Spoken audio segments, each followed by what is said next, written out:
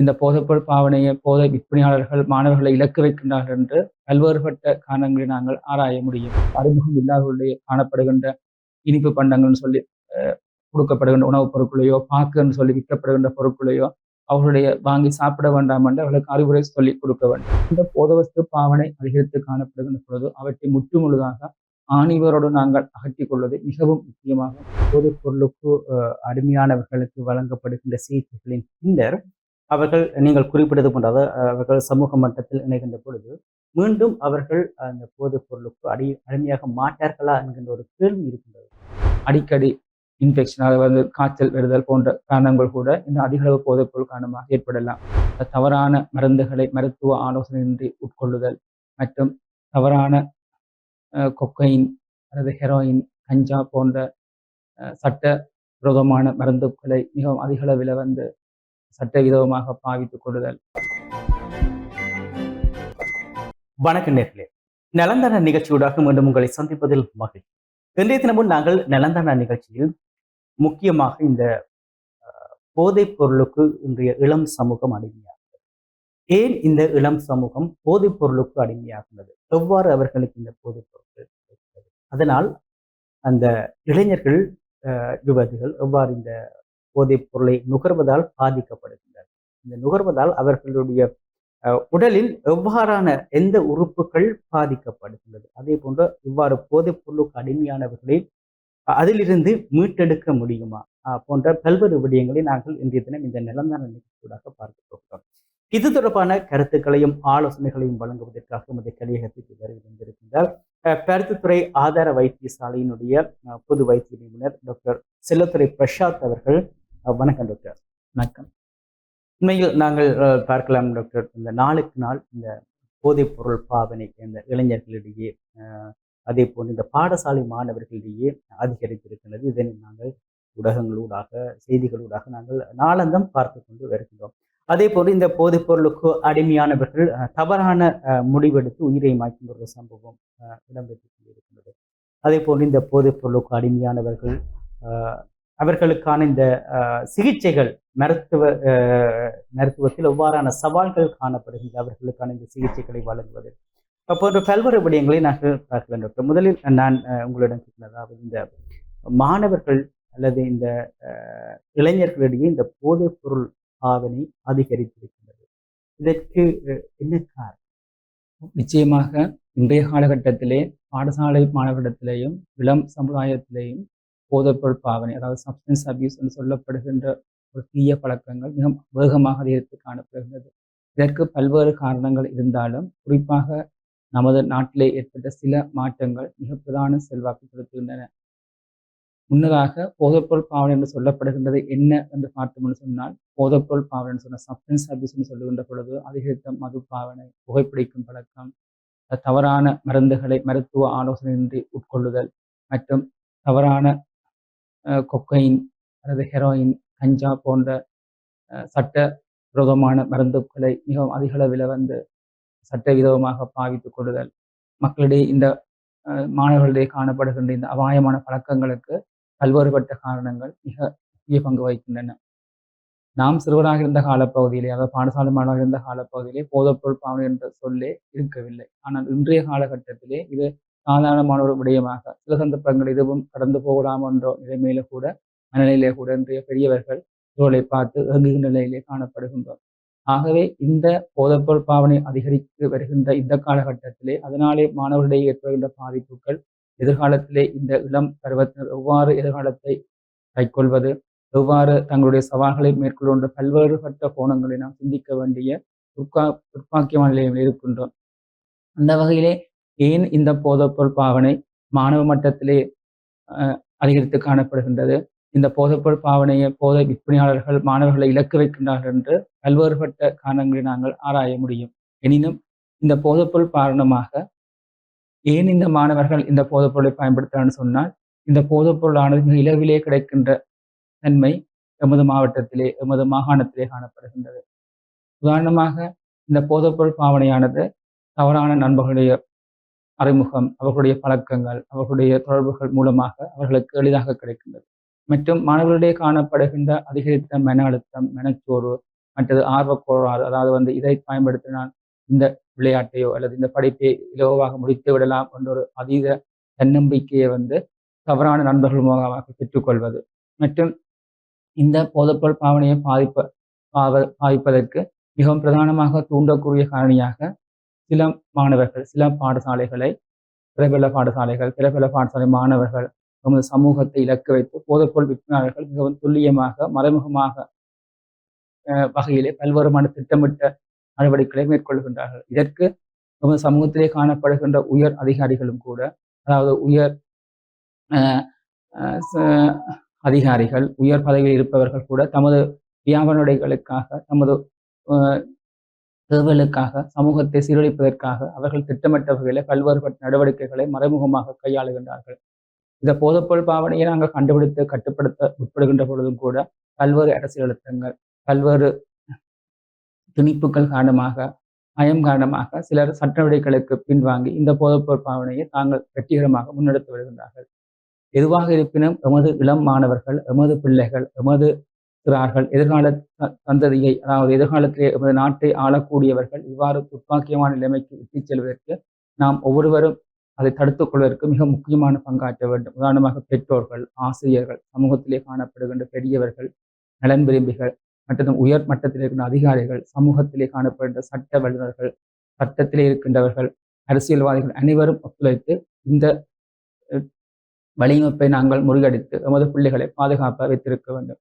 ஏன் இந்த போதைப்பொருள் பாவனை மிக முக்கியமானது ஆக கட்டுப்படுத்த வேண்டும் என்று சொன்னால், இந்த போதைப்பொருள் பாவனை காரணமாக எமது உடலிலே காணப்படுகின்ற பல அங்கங்கள் பாதிக்கப்பட்டு பல்வேறு வகையான மன அழுத்தங்கள், குடும்ப பாதிப்புகள், தனிநல பாதிப்புகள் மற்றும் எமது சமூக கட்டமைப்பு சீரழிக்கப்பட்டு எதிர்கால சந்ததியினுடைய வாழ்க்கை கேள்விக்குறியாகின்றது. உதாரணமாக எமது உடலிலே காணப்படுகின்ற மூளை என்னும் அங்கத்தை எடுத்துக்கொண்டால், மூளையிலே ஏற்படுகின்ற ஞாபக சக்தியின்மை, ஒரு படிக்கின்ற மாணவர்கள் தங்களுடைய படிப்பினை ஒரு நல்ல கன்சன்ட்ரேஷனாக செய்ய முடியாமல் புவர் கன்சன்ட்ரேஷன், அதை வந்து மன அழுத்தத்துக்குள்ளாகின்ற தன்மை காணப்படுகின்றது. அது மட்டுமில்லாது எமது பிரதான அங்கங்களான ஹார்ட், அதாவது இதயத்திலே வந்து இந்த போதை பொருட்களை பாதிப்பதன் காரணமாக உடலுடைய பிரஷர் அதிகரித்து காணப்படும். நமக்கு மாரடைப்பு வரக்கூடிய சந்தர்ப்பங்கள் மிக அதிகமாக காணப்படுகின்றது. இன்றைய காலகட்டத்திலே பார்த்தீங்கன்னு சொன்னால், நாங்கள் வைத்தியர்களாக வைத்திய நிபுணராக வைத்தியசாலையை கடமையாற்றுகின்ற பொழுது ஒரு காலகட்டத்திலே ஹார்ட் அட்டாக் வந்து வாரது வந்து ஒரு 60 வயசுக்கு மேற்பட்டாக்களிலே காணப்படுகிறது. இப்பொழுது காலகட்டத்திலே 25 வயசு 30 வயது இளம் பிரயாணத்திலே வந்து இந்த ஹார்ட் அட்டாக் வருகின்றது. ஏனென்று சொன்னால், ஒரு சமூகத்திலே காணப்படுகின்ற தவறான வாழ்க்கை முறைகளும், அதாவது உணவு பழக்க வழக்கங்கள், புகைப்பிடித்தல், புகையிலை பாவனை, போதவஸ்து பாவனை போன்ற பல்வேறு காரணங்கள் இந்த இளமட்டத்திலே வந்து ஹார்ட் அட்டாக் ஏற்படுவதற்கு பிரதானமான காரணமாக அமைகின்றது. அது மட்டுமல்ல, காற்று துடிக்கின்ற வீதத்திலே ஏற்படுகின்ற அரித்மியான்னு சொல்லப்படுகின்ற பல்வேறு வகையான இதய துடிப்பு கோளாறுகளுக்கும் இந்த போதவஸ்து பாவனை மிக பிரதானமான காரணமாக இருக்கின்றது. இது மட்டுமல்லாத நமது சுவாசப்பையை எடுத்துக்கொண்டு முன்னால் சுவாசத்திலே ஏற்படும் சுவாச கோளாறுகள், சுவாச செயலப்பு போன்றவற்றிற்கும் இந்த போதவஸ்து பாவனை பிரதானமான காரணமாக இருக்கின்றது. நமது சிறுநீரகத்தை எடுத்துக்கொண்டு சொன்னால் சிறுநீரக பாதிப்புகள், சடுதியான சிறுநீரக செயலிழப்பு போன்றவற்றுக்கும், ஈரலில் ஏற்படுகின்ற சடுதியான ஈரல் பாதிப்புகள், ஈரலில் ஏற்படுகின்ற ஈரல் அழற்சி நோய்கள், ஹெப்படைட்டிஸ் சொல்லுகின்ற நோய்களுக்கும், நமது உணவு கால்வாய்த்தோல் ஏற்படுகின்ற அல்சர் தன்மைகள் மற்றும் உணவு பற்றாக்குறைகள், உணவு மெல்நியூட்ரிஷன் போன்ற சம்பந்தப்பட்ட பிரச்சனைகளுக்கும் கூட இந்த போதைப்பொருள் பாவனை மிகவும் பிரதானமான காரணமாக அமைகின்றது. நமது மனரீதியான பாதிப்புகளை பார்க்கின்ற பொழுது அதிக கோபம் வருதல், அதிக பதட்டமாக இருத்தல், மனநிலை குன்றி காணப்படல், டிப்ரெஷனாக இருத்தல், மற்றது அவர்களுடைய நடத்தைகள் ஏற்படுகின்ற நடத்த பிறழ்வுகள், நடத்தை மாற்றங்கள் போன்றவற்றுக்கும் கூட போதைப்பொருள் பாவனை அடிப்படையாக இருக்கின்றது. உதாரணமாக நாம் ஒரு மாணவனையோ அல்லது இளம் பிராயத்தை சேர்ந்த பிள்ளைகளை பார்க்கின்ற பொழுது அவர்கள் நடத்தையில் ஏற்பட திடீர் மாற்றங்கள், அவருடைய நடத்தையிலே காணப்படுகிற நடத்தை கோளாறுகள், படிப்பில் ஆர்வமின்மை, தவறான நண்பர்களுடைய சேர்க்கை, ஒரு வீட்டிலே வந்து குடும்ப நண்பர்கள், அதாவது குடும்ப உறவினர்களிருந்து பிரிந்து தனியாக இருக்கிற ஐசோலேஷன் பண்ணப்பட்டிருக்கின்ற விஷயங்களை அவதானிக்கின்ற பொழுது நாங்கள் பெற்றோர்கள் கட்டாயமாக அவர்களை கவனித்துக் கொள்ள வேண்டும். இந்த நடத்தையில் பெண்ண மாற்றங்கள் சில போதைப்பொருள் பாவனை இருக்குமோ என்ற அச்சத்தை கூட நாம் கட்டாயமாக புரிந்து கொள்ள வேண்டும். அதைவிட எமது இம்யூனோ சிஸ்டம், அதாவது வந்து எமது நோய் எதிர்ப்பு சக்தியிலே ஏற்படுகின்ற மாற்றங்கள் காரணமாக கூட நமக்கு அதிக அளவிலே வந்து அடிக்கடி இன்ஃபெக்ஷன், அதாவது வந்து காய்ச்சல் வருதல் போன்ற காரணங்கள் கூட இந்த அதிக அளவு போதைப்பொருள் காரணமாக ஏற்படலாம். மற்றும் எமது இளம் பெண்கள் தாய்மையடைகின்ற பொழுது அவர்கள் தாய்மையடைகின்ற காலப்பகுதியிலேயோ முன்னோரோ போதைப் பொருளுக்கு அடிமையாக இருப்பார்களானால் அவர்களுக்கு வளர்கின்ற சிசுவினுடைய இறப்பு வீதம் அதிகரித்து காணப்படும். பிறக்கின்ற குழந்தைகள் ஒரு டெவலப்மெண்டல் டிலே, அதாவது வளர்ச்சி குன்றிய நிலையில் காணப்படலாம். குழந்தைகள் வயிற்றுள்ளே இறந்து பிறக்கக்கூடிய துர்ப்பாக்கிய நிலைமையும் கூட ஏற்படலாம். இவற்றையெல்லாம் நாங்கள் கருத்திலே கொள்ளுகின்ற பொழுது போதைப்பொருள் பாவனை ஒரு அரக்கன், அதாவது நமது வாழ்க்கையை அளிக்கக்கூடிய ஒரு அரக்கன் என்ற இதை நாங்கள் வர்ணித்துக் கொள்ளலாம். இந்த போதைப்பொருள் பாவனையை கட்டுப்படுத்துவதற்கு நாம் மிகவும் முக்கியமாக எல்லா மட்டங்களிலே நாங்கள் செயற்பட வேண்டும் என்பது இந்த காலத்தின் இன்றியமையாத தேவையாக இருக்கின்றது. மாணவர்கள், இளைஞர்கள் போதைப் பொருளுக்கு அடிமையாகின்ற நிலை, அதிலிருந்து எவ்வாறு அவர்கள் தங்களை விடுபடுத்திக் கொள்ளலாம். அதே போன்று இந்த போதைப் பொருளுக்கு அடிமையான டாக்டர் இதற்கு முன்னர் கூறியது போன்று, அதாவது ஒருவரினுடைய நடத்தை மாற்றங்களில் ஏற்படுகின்ற அவதானிப்புகள் மூலம் அவர் போதைப் பொருளுக்கு அடிமையானவரா என்பதை நாங்கள் இனங்கண்டு கொள்ளக்கூடியதாக இருக்கும் என்று கூறியிருக்கிறார். அதே போன்று இன்றைய இந்த பெற்றோர்களுக்கு ஒரு முக்கியமான ஒரு விடயத்தை கூறியிருக்கிறார். அதாவது எங்களுடைய பிள்ளைகள் அவர்களுடைய நட்பு வட்டாரங்களை நாங்கள் எவ்வாறானதாக இனங்கண்டு அவர்களை பழக விட வேண்டும் என்ற விடயத்தை கூறியிருக்கிறார். சரி, ஓகே. இப்போ இதற்கு முன்னர் நீங்கள் பல விடயங்களை கூறியிருக்கின்றீர்கள். அதாவது இந்த போதைப் பொருள் எவ்வாறு கிடைக்கின்றது, அதில் ஒரு இளம் பிராயத்தினர் அல்லது மாணவர் போதைப் பொருளுக்கு அடிமையானார் என்றால் அவருடைய நடத்தை மாற்றங்களில் எவ்வாறு மாற்றங்கள் ஏற்படும். ஆனால் இந்த போதைப் பொருளுக்கு அடிமையான இளைஞர்களாக இருந்தால் என்ன, மாணவர்களாக இருந்தால் என்ன, அவர்களுக்கான இந்த சிகிச்சை முறைகள் பொதுவாக நாங்கள் பார்க்கலாம். சிலர் என்னுடைய பிள்ளை ட்ரக்ஸுக்கு அடிக்ட் ஆகிட்டு என்றால் அதை வெளியில சொல்றதுக்கு ஒரு பயப்படுகிறோம், அல்லது வெளியில தெரிஞ்சால் தங்கள குடும்பங்கள் அல்லது தங்களை பற்றி என்ன நினைப்பார்கள் என்ற எண்ணப்பாடு இருக்கு. அவர்களுக்கு உங்களுடைய கருத்து? நிச்சயமாக ஒரு மாணவனோ ஒரு மாணவியோ இளம் பிள்ளைகளோ போதைப்பொருளுக்கு அடிமையாகின்ற பொழுது பெரும்பாலும் அவர்கள் தங்களுடைய பிள்ளைகள் போதைப்பொருளுக்கு அடிமையாகிவிட்டது என்ற விஷயத்தை வெளிக்கொண்டதற்கு எவரும் விரும்ப மாட்டார்கள். உதாரணம், இன்றைய காலகட்டத்திலே யாழ்ப்பாணத்தை பொறுத்தவரையிலும் நாங்கள் வைத்தியசாலையிலே கடமையாற்றுகின்ற வைத்திய நிபுணர்கள் அடிப்படையிலும் எமது விடுதிகளுக்கு பல மாணவர்கள் இளம் பட்டத்தினர் இந்த போதைப்பொருள் பாவனை காரணமாக பெறுகின்றார்கள். அவர்களை நாங்கள் அடையாளம் கண்டு சட்ட நடவடிக்கைகளின்படி பொலிசுக்கோ அல்லது எமது சட்ட வைத்திய துறை சம்பந்தமாக நாங்கள் அணுக முற்படுகின்ற பொழுது இந்த உட்படுத்தப்படுகின்ற பிள்ளைகள் கூட அவர்கள் உயர்மட்டங்களிலிருந்து வருகின்ற, உதாரணமாக வைத்தியர்கள், வைத்திய நிபுணர்கள், சட்டத்திறனிகள், ஆசிரியர்கள், அதிபர்களுடைய பிள்ளைகள் வருகின்ற பொழுது அவர்கள் பல்வேறு அழுத்தங்களை பிரயோகித்து அதற்கு நடவடிக்கைகளை எடுப்பதற்கு மிகவும் தடங்களாக இருக்கின்றார்கள். என்னதான் இருந்தாலும் நமது பிள்ளைகளை நாங்கள் போதைப்பொருள் பாவனைக்கு உட்படுத்தாது அவர்கள் மிகவும் கண்காணித்துக் கொள்ள வேண்டும். எமது காலகஷ்டம் காரணமாக ஏதோ விதத்தில் அவர்கள் அந்த பழக்குளத்துக்கு உட்படுத்தப்பட்டிருந்தார்கள் பழகினால் அவர்களை கண்டறிந்த பொழுது அவற்றை எவ்வித பயமும் இல்லாமல் அவர்களுக்கு உரிய சிகிச்சை முறை கொடுத்து அவர்கள் அதிலிருந்து விடுபட்டு மீண்டும் ஒரு இயல்பான நிலைமைக்கு கொண்டு வந்து சாதாரண மாணவனாக மாணவியாக சமூகத்திற்கு கொண்டு வந்து அவர்கள் நல்ல பிரஜைகளாக உருவாக்குவது என்பது மிகவும் அடிப்படையான தெளிவான திட்டமாக இருக்க வேண்டும். அதை விடுத்து எமது மானம் மரியாதை போகும் என்று நினைத்து அந்த பிள்ளைகளை தொடர்ச்சியாக சிகிச்சைகளுக்கு உட்படுத்தாது அவற்றை மூடி மறைத்து வைப்பதன் மூலமாக அந்த பிள்ளைகளை தொடர்ச்சியாக மேலும் பல அழுத்தங்கள் எடுத்து உருவாகி அவர்கள் தவறான முடிவுகளுக்கு கூட செல்லக்கூடிய துப்பாக்கி நிலைமை காணப்படும். எனவே பெற்றோர்களாக இருந்தாலும் சரி, ஆசிரியர்களாக இருந்தாலும் சரி, சமூக மட்டத்திலே இருக்கின்ற பெரியவர்களும் கூட இந்த மாணவர்களையோ இளம் பருவ மட்டத்திலே அவதானித்து அவர்களுக்கு ஏதாவது பிரச்சனை ஏற்படுகின்ற பொழுது நம்பகத்தன்மையுடைய வைத்தியரையோ நம்பகத்தன்மையுடைய சமூகத்தில் உள்ள பெரியவரையோ அணுகி அவர்களுக்கு என்ன பிரச்சனை இருக்கின்றது என்பதை அவர்களுக்கு மனவள சிகிச்சை மூலமாகவோ சிகிச்சைகள் மருத்துவ சிகிச்சை தேவைப்படுகின்ற பொழுது வைத்திய சிகிச்சைகளை கட்டாயமாக வழங்குதல் வேண்டும். அதற்குரிய சகல திட்டங்களும் சமூக மட்டத்திலும் வைத்திய மட்டத்திலும் காணப்படுகின்றன. அந்த அடிப்படையிலே பார்க்கின்ற பொழுது போதவஸ்துக்கு அடிமையாகின்ற சிறுவர்களையோ மாணவர்களையோ நாங்கள் அடையாளம் காணுகின்ற பொழுது அவர்கள் எந்த அளவில் அவர்கள் போதைக்கு அடிமையாகின்றவர்கள் கண்டுபிடித்து ஒரு சிறிய அளவிலே ஆரம்ப கட்டத்தில் இருக்கின்ற பொழுது அவர்களுக்கு தகுந்த மனநல சிகிச்சையை வழங்கி அவர்களை முற்றுமுழுதாக நோமலான நிலைமைக்கு கொண்டு வர முடியும்.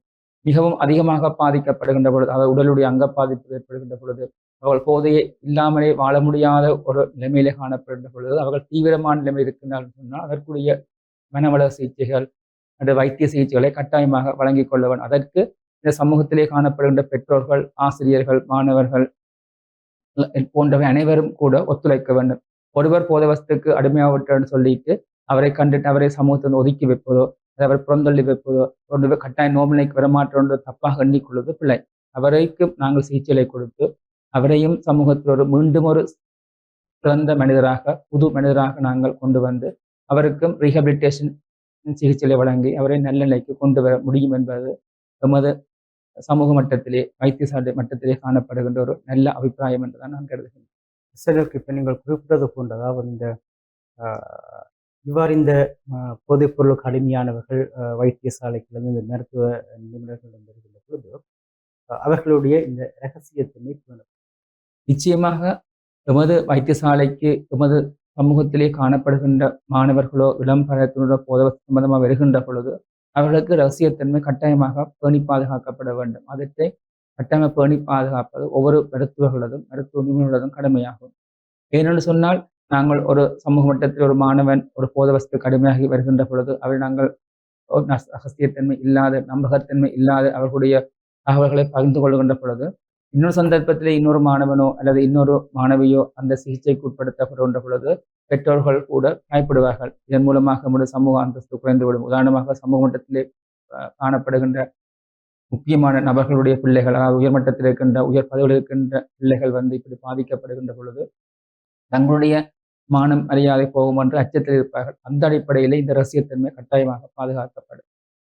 இந்த பொதுவாக எல்லா மருத்துவமனைகளிலும் இந்த போதைப் பொருள் புனர்வாழ்வு நிலையங்கள் இருக்கிறது அல்லது சில மருத்துவமனைகளில் தான் இந்த நிலையங்கள் இருக்கிறதா? பொதுவாக இந்த போதைப்பொருள் சம்பந்தமான மருத்துவ சிகிச்சை முறைகள் அநேகமான எல்லா வைத்தியசாலைகளிலும் காணப்படும். இருப்பினும் நமது நாட்டிலே காணப்படுகின்ற சில வைத்தியசாலைகளே போதைப்பொருள் பின்னான அதற்கு போதைப்பொருளுக்கு அடிமையானவர்களுக்குரிய ரீஹபிலிட்டேஷன் சென்டர்ஸ் என்று சொல்லப்படுகின்ற சிகிச்சை முறைகள் சில வைத்தியசாலைகள்லாம் காணப்படுகின்றன. அடுத்து நாங்கள் பார்க்கணும், இந்த போதைப் பொருளுக்கு அடிமையானவர்களுக்கு வழங்கப்படுகின்ற சிகிச்சைகளின் பின்னர் அவர்கள் நீங்கள் குறிப்பிட்டது போன்ற அவர்கள் சமூக மட்டத்தில் இணைகின்ற பொழுது மீண்டும் அவர்கள் அந்த போதைப் பொருளுக்கு அடிமையாக மாட்டார்களா என்கின்ற ஒரு கேள்வி இருக்கின்றது. நிச்சயமாக அவர்கள் ஒரு மாணவனோ ஒரு மாணவியோ இளம் சமூக மட்டத்தில் காணப்படுகின்ற நபர்கள் போதைப் பொருளுக்கு அடிமையாகின்ற பொழுது அவர்களுக்கு முற்றுமுழுதாக ரீஹபிலிட்டேஷன், அது மறுவாழ்வு சிகிச்சை அளிக்கப்பட்டு அவர்கள் மீண்டும் சமூகத்திலே இணைக்கப்படுகின்ற பொழுது அவர்கள் ஒரு திடமான முடிவிலே பெரும்பாலும் இருப்பார்கள். இருப்பினும் கூட சில அநேகமானவர்கள் சில சந்தர்ப்பங்களை மீண்டும் அந்த போதை சம்பந்தமான பழைய செல்லக்கூடிய அபாயமான தன்மையும் இருக்கும். அந்த சந்தர்ப்பங்களை கூட அவர்களுக்கு தொடர்ச்சியான கண்காணிப்புகள், அவர்களுடைய பெற்றோர்களோ அல்லது ஆசிரியர்களோ அல்லது பெரியவர்களோ அவர்களை முற்றுமுழுதாக கண்காணித்துக் கொள்வது, மீண்டும் நண்பர்களுடன் சேர்ந்து கொள்வதை அவதானித்துக் கொள்வது, அவர்கள் நடத்தி ஏற்படுகின்ற மாற்றங்கள் போன்றவற்றை கண்காணித்துக் கொள்ள வேண்டும். போதை சம்பந்தமான உணர்வாழ்வு அளிக்கப்பட்டவர்கள் மீண்டும் சமூகத்தில் இணைகின்ற பொழுது அவர்கள் தொடர்ச்சியாக மருத்துவ கண்காணிப்புகளுக்கும் அவர்களுக்கு தொடர்ச்சியான கவுன்சிலிங்கும் வழங்கப்படுகின்ற பொழுது அவர்கள் பெரும்பாலும் அந்த பழைய நிலைக்கு செல்லாத இருக்கிற தன்மை மிகவும் அதிகமாக காணப்படுகின்றது. அடுத்து நாங்கள் முக்கியமான ஒரு விடயத்தை பார்த்தோம், அதாவது இந்த சிலருக்கு என்ன விடயம் என்று தெரியுது, போதை தானா அல்லது சில உணவு பண்டங்களா என்ற ஒரு தெரியாத ஒரு நிலைப்பாடு இருக்கலாம். அவ்வாறானவர்களுக்கு எவ்வாறு இது போதைப் பொருள் தான், இது போதைப் பொருள் சார்ந்த உணவு பண்டம் தான் என்பதை எவ்வாறு இனங்கண்டு கொள்ளக்கூடியதாக இருக்கு? நிச்சயமாக இந்த போதை விற்பனையாளர்கள் கூட அந்த போதை வஸ்து என்று சொல்லாமலே சில பதார்த்தங்களை, அந்த போதை வஸ்து பதார்த்தங்களை சில உணவு பதார்த்தங்கள் மூலமாக இனிப்பு என்று சொல்லியோ அல்லது பாக்கு என்று சொல்லியோ அல்லது ஒவ்வொரு விதமான முறையிலே அவர்களுக்கு தெரியாமலே அவர்களுக்கு விட்டு விடுகிறார்கள். அதை உண்ண பழகிய மாணவர்கள் அது மூலமாக ஏற்படுகின்ற மன மாற்றங்கள், உடமாற்றங்கள் காரணமாக அதை திரும்பி அவர்களை பாவிக்கின்ற பொழுது அந்த போதைப் பொருளை பாவிக்க முடியாமலே இருக்க முடியாத நிலைமை காணப்படுகின்றது. அதன் பின்பு அவர்களே அந்த பொருளை தேடி திரிகின்ற நிலைமையிலே காணப்படும். அந்த வகையிலே நாங்கள் பாடசாலைக்கு மாணவர்களை அனுப்புகின்ற பொழுது அது பாடசாலையிலே காணப்படுகின்ற ஆசிரியர்கள், பெற்றோர்கள் கூட தங்களுடைய பிள்ளைகளுக்கு சொல்லிக் கொடுக்க வேண்டும். இந்தந்த வீட்டிலே இருந்து எடுத்து செல்லுகின்ற உணவுப் பொருட்களை மட்டுமே நீங்கள் சாப்பிட வேண்டும். கடைகளிலோ அல்லது உங்களுக்கு தெரியாத நபர்களிடத்திலேயோ அல்லது அறிமுகம் இல்லாதவர்களே காணப்படுகின்ற இனிப்பு பண்டங்கள்னு சொல்லி கொடுக்கப்படுகின்ற உணவுப் பொருட்களையோ பாக்குன்னு சொல்லி விற்கப்படுகின்ற பொருட்களையோ அவர்களுடைய வாங்கி சாப்பிட வேண்டாம் என்று அவர்களுக்கு அறிவுரை சொல்லி கொடுக்க வேண்டும். அது மட்டுமில்லாத இந்த அறிமுகம் இல்லாத நபர்களுடைய பழக வேண்டாம் என்ற விஷயத்தையும் நாங்கள் கட்டுப்பாடாக சொல்லிக் கொடுக்க வேண்டும். அது மட்டுமல்லாத நல்ல நண்பர்களுடைய சேர்க்கை, தீய நண்பர்களுடைய சேர்க்கையை தவித்துக் கொள்ளுதல் மற்றும் ஆசிரியர்கள் மற்றது பெரியோர்கள் கூட எல்லா மாணவர்களையும் கவனித்துக் கொள்ள வேண்டும். மாணவர்களை காணப்படுகின்ற ஒரு வித்தியாசமான நடத்தை மாற்றங்கள், வித்தியாசமான அணுகுமுறை, படிப்பிலே ஒரு கன்சன்ட்ரேஷன் இல்லாத தன்மை சொல்லுகின்ற பொழுது அவர்கள் அதை கண்டுபிடித்து அதை உரியவரிடம் சொல்ல வேண்டும். உதாரணமாக சில பெற்றோர்கள் கூட இன்றைய காலகட்டத்திலே பார்த்தீங்கன்னா தங்களுடைய பிள்ளைகள் மற்றவர்கள் குறை சொல்லுகின்ற பொழுது அவர்களுக்கு பிடிப்பதில்லை. அந்த விஷயத்தை தவிர்த்து ஒரு மாணவனையோ தங்களுடைய பிள்ளைகளை இன்னொருவர் வந்து ஒரு பிரச்சனை இருக்குன்னு சொல்லுகின்ற பொழுது அதை கோபித்துக் கொள்ளாமல் அதை செவிமடுத்து கேட்டு உண்மையாக என்ன பிரச்சனை இருக்கின்றன்னு சொல்லி தங்களுடைய பிள்ளைகளுடைய ஆலோசித்து அவர்கள் சரியான முடிவை எடுத்துக்கொள்ள வேண்டும். சில நபர்கள் ஒரு மாணவனை பற்றியோ ஒரு மாணவியை பற்றியோ வேண்டுமென்று சில புகார்களை கொடுத்துக் கொள்ளலாம். சரியான தகவலையும் கொடுக்கலாம், மீண்டும் புலியான தகவலையும் கொடுத்துக் கொள்ளலாம். அப்படி சொல்லுகின்ற பொழுது அவற்றை லிசன் பண்ணி, அதாவது கிரகித்து கேட்டு அந்த அடிப்படையிலே அவர்களுடைய தகவலை சேகரித்து தங்களுடைய பிள்ளைகளை வந்து கண்காணித்துக் கொள்ள வேண்டும். தற்பொழுது காணப்படுகின்ற அதிகரித்த சோசியல் மீடியாக்கள், சமூக வலைத்தள பாவனைகள், சமூக வலைத்தளங்கள் ஊடாக தவறான நண்பர்களுடைய அறிமுகம், தவறான நடத்தை மாற்றங்கள், தவறான பொருட்களுடைய பாவனையை கூட அவர்கள் பெற்றுக்கொள்ளக்கூடிய இருக்கும். எனவே ஒவ்வொரு பெற்றோர்களும் கூட தங்களுடைய பிள்ளைகளை கண்காணித்துக் கொள்வார்களானால் இந்த போதைப்பொருள் பாவனையிலிருந்து நமது சமூகத்தை பாதுகாத்துக் கொள்வதற்கு பெற்றோர்கள் மிகவும் கணிசமான பங்களித்து செய்து கொள்வார்கள். அது மட்டுமல்லாது ஆசிரியர்கள், சமூகத்திலே காணப்படுகின்ற பெரியவர்கள் கூட ஒவ்வொரு மாணவர்களையும் ஒவ்வொரு மாணவிகளையும் இளம் பருவத்திலையும் கண்டிப்பாக நாங்கள் கண்காணித்துக் கொள்ள வேண்டும்.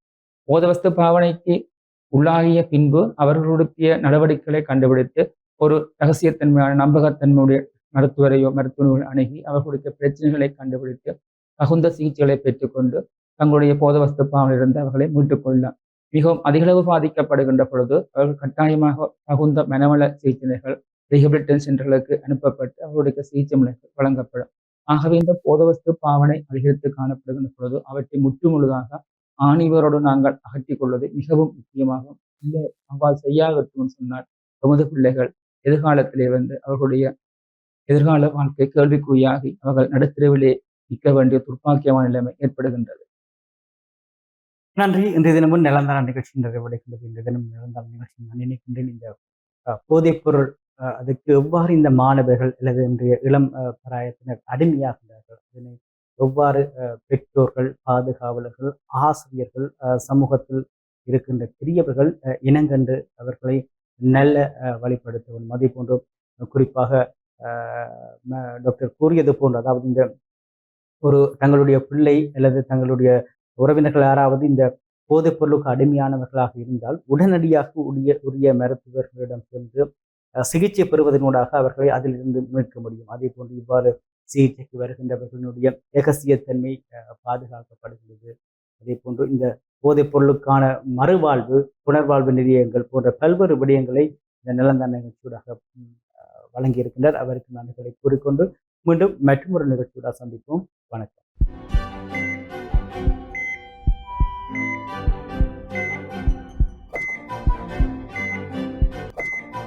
Thank you.